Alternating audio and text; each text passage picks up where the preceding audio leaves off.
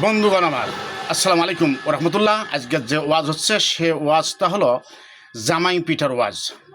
পাশে থাকি, সহযোগিতা করি।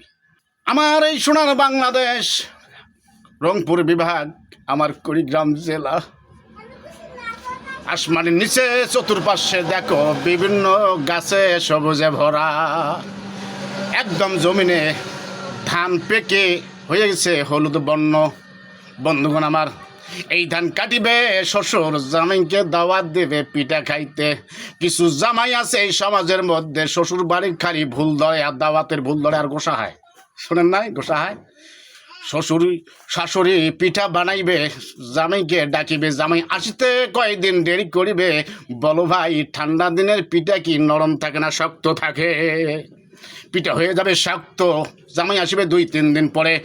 শ্বশুরি আম্মা এক প্লেট জামাই পিঠা জামাইকে বার করিয়া দিবে। জামাই একটি পিঠা মুখে দেওয়ার পর দেখবে পিঠা হয়েছে শক্ত। জামাই আরও ডবল গোসা হয়ে ওই যে জামাই শ্বশুর বাড়িতে বিদায় হয়ে গেল, আর জামাই ফিরে শ্বশুর বাড়ি আসে না।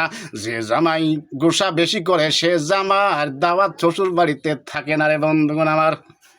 শ্বশুর বাড়িতে যে জামাই ঘোষা হয় সে জামার দাওয়াত থাকা সম্ভব নয়, দাওয়াত থাকে না, ঘোষাবোধ করা যাবে না। শ্বশুর যখন দাওয়াত দেবে তখন আসবে আর খাইবে, তাহলে তুমি বেশি খাইতে পারিবা। আপনি এই আজকা জামাই পিঠার ওয়াজ করিলাম, দয়া করে পাশে থাকি, সহযোগিতা করি, আমরা সবাই এগিয়ে যাবো। আসসালামু আলাইকুম ওয়া রাহমাতুল্লাহ।